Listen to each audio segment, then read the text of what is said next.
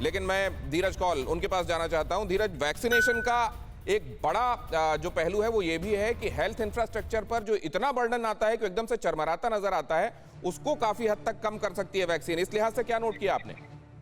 देखिए, पहले तो मैं सबको मुबारक देता हूं कि फाइनली रैलीज बंद हो गई। ये मैं पिछले 4 महीने से बात कर रहा था, प्रोटेस्ट भी बंद हो जाने चाहिए। This is not the time to do political activism. लोगों की जान जा रही है, रोज हजारों की तादाद लेकिन में ये लोग मर रहे वॉलेंटियर हैं। करने पर ही हो रहा है डॉक्टर साहब। जिसको लग रहा है कि उसको करना लेकिन चाहिए वो पब्लिक कर रहा है। अभी इसको लेके कोई नियम नहीं है, पता नहीं नियम कब आएगा, लेकिन चलिए ये अच्छी बात है। Better sense is prevailing. जी exactly, thank God for that. देखिए, एक आदमी की जान बचाने में हमारे पसीने छूट जाते हैं। 72 घंटे लोग पीपीईज में काम कर रहे हैं। आपको समझना पड़ेगा भारत के पॉलिटिशियंस को कि पब्लिक की जान बचाना बहुत मुश्किल काम होता है, और आप लाखों की जिंदगी दांव पे नहीं डाल सकते रैलीज के अंदर। तो पहला कंसेप्ट तो ये क्लियर। उसके बाद आपके सवाल पे मैं आता हूँ। जो बहुत इंपॉर्टेंट आपने सवाल पूछा है वो ये है कि जो वैक्सीनेशन है उसका मेन पर्पस ही ये है कि आपको कोविड ना लग जाए और आप हॉस्पिटलाइज ना हो या आपकी मृत्यु ना हो। माइल्ड और एसिम्प्टोमेटिक कोविड से वैक्सीन प्रोटेक्ट नहीं करती, पॉइंट 1। पॉइंट 2, अगर आपको एक बारी कोविड हो चुका है तो आपको दूसरी बारी भी कोविड हो सकता है और आप दूसरे को दे सकते हैं। तो social distancing, Covid appropriate behaviour, और अब डबल मास्क, क्योंकि ये एरोजोलाइज्ड है, हवा में तैरता है 3 घंटे तक। ओपन एयर के अंदर आप सेफ हैं। क्लोज्ड एरियाज के अंदर, पब्लिक गैदरिंग के अंदर आप बैठेंगे तो आपको लगेगा।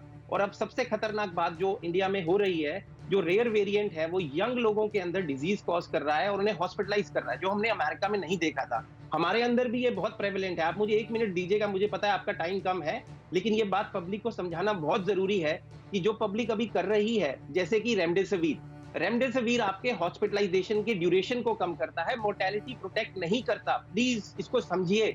रेमडेसिविर एसिम्प्टोमेटिक या माइल्ड आदमी अगर लेगा तो उसका नुकसान होगा, पॉइंट 1।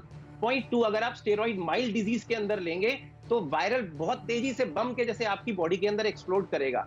दवाई लेने का एक टाइम होता है। हम लोग 8-8, 10-10, 12-12 साल मेडिकल इंस्टीट्यूशंस में पढ़ते हैं।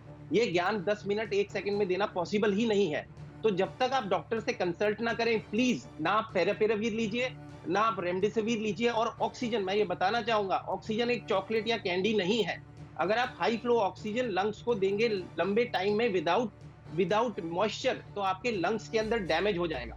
तो पब्लिक जो ऑक्सीजन होल्ड कर रही है, दवाइयां होल्ड कर रही है, इसको तुरंत काल से रोकना जरूरी है।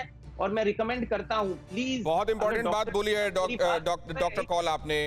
परवाह देश की, सोमवार से शुक्रवार रात 10 बजे TV9 भारतवर्ष पर।